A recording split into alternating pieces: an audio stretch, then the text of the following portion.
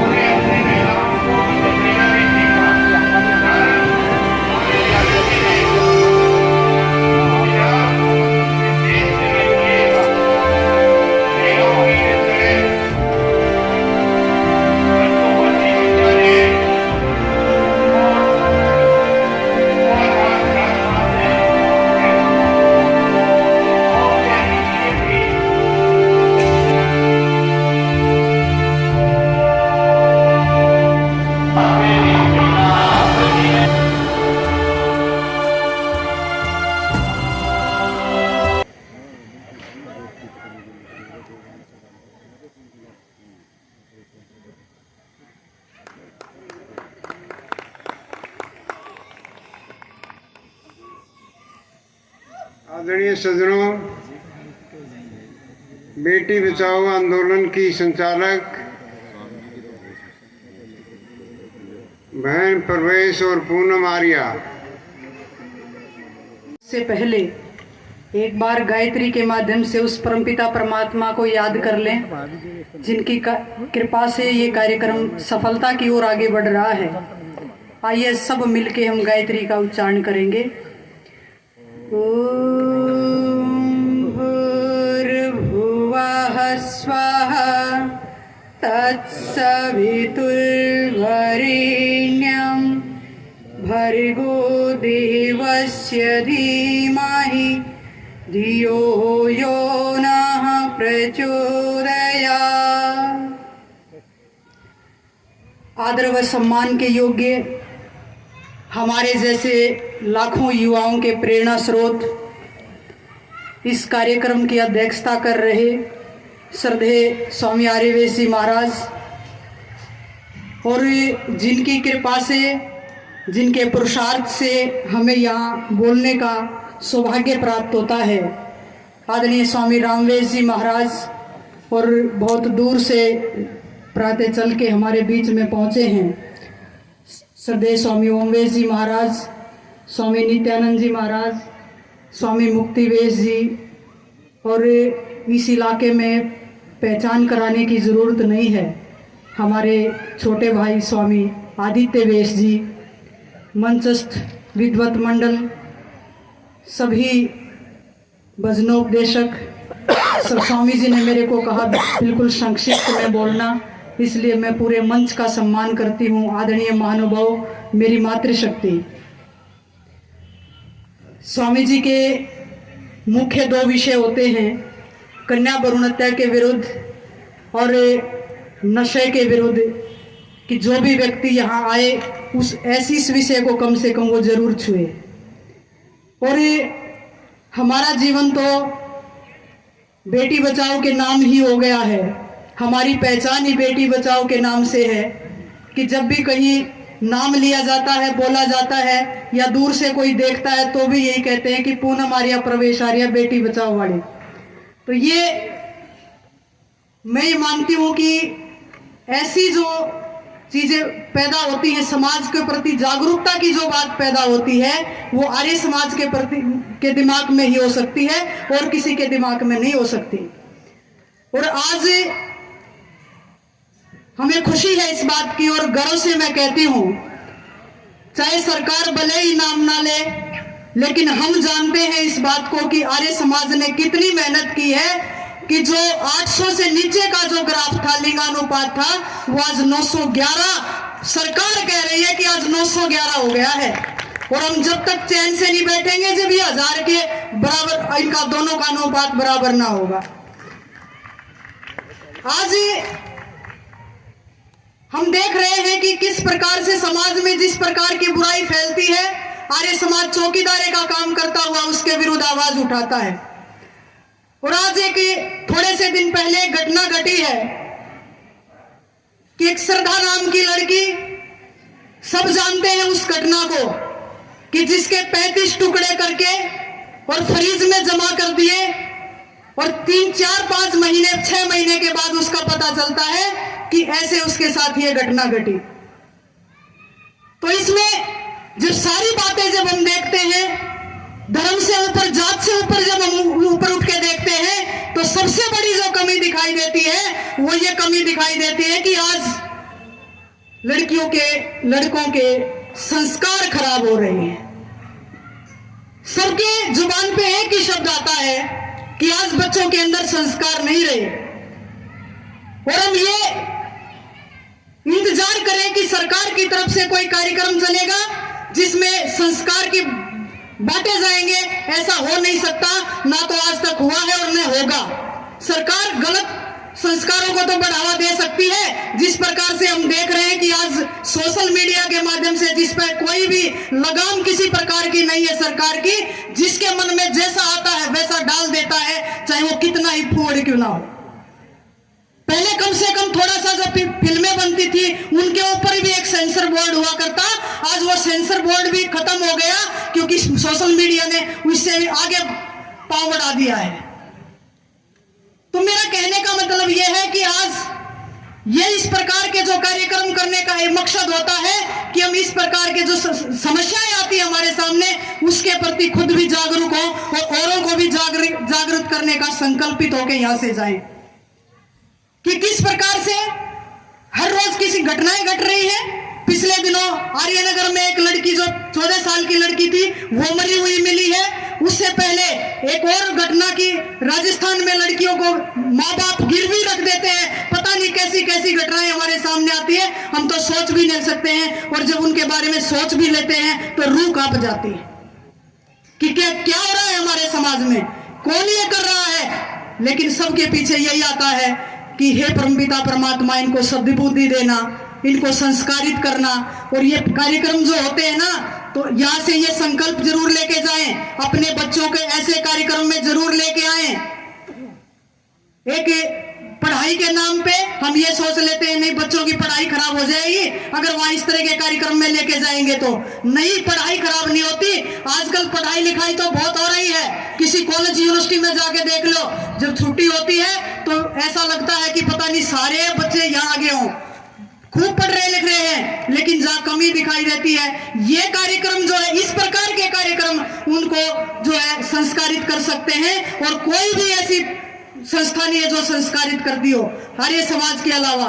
और तो किसी भी आप उसमें संगठन में चले जाना, बिल्कुल कहा भी नहीं जाता इस तरह लड़के लड़कियां रहते हैं। लेकिन ये कार्यक्रम के, इस तरह के कार्यक्रम में आप अपने बच्चों को ज्यादा से ज्यादा लेकर आए, यही मेरी आपसे प्रार्थना है और यही मैं आपसे गुजारिश कर सकती हूँ। ज्यादा लंबा समय स्वामी जी ने दिया नहीं, इसलिए आप सबको बहुत बहुत धन्यवाद। सबको नमस्ते।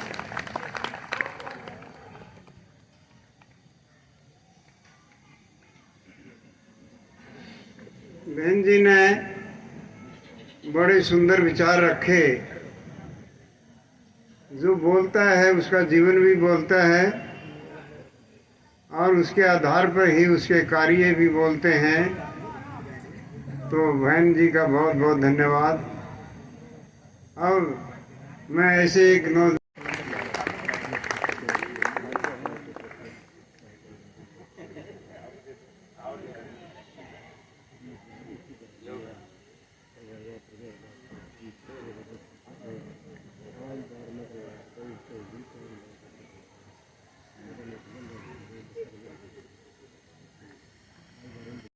हम सब उनके दीर्घायु होने की कामना करते हैं, भगवान से प्रार्थना करते हैं।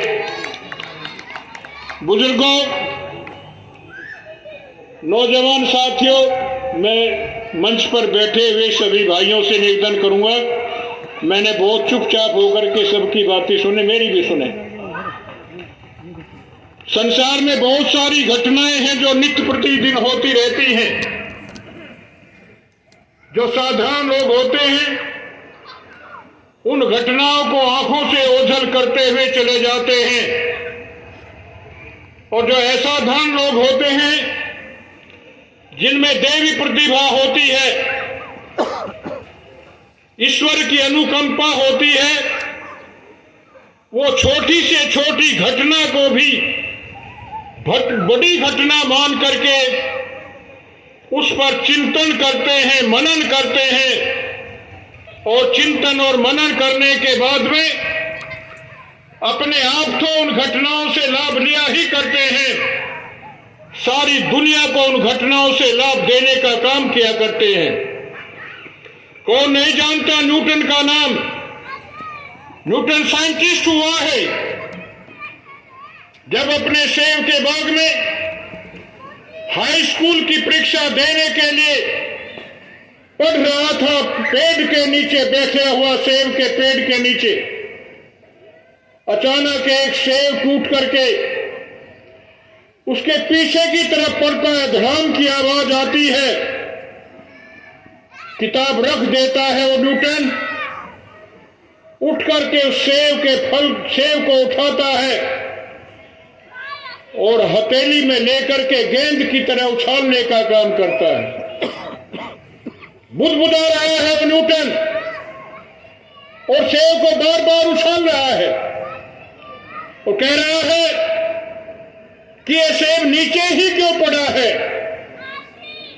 ये ऊपर क्यों नहीं गया, दाएं क्यों नहीं गया, बाएं क्यों नहीं गया, जमीन पर ही क्यों पड़ा है।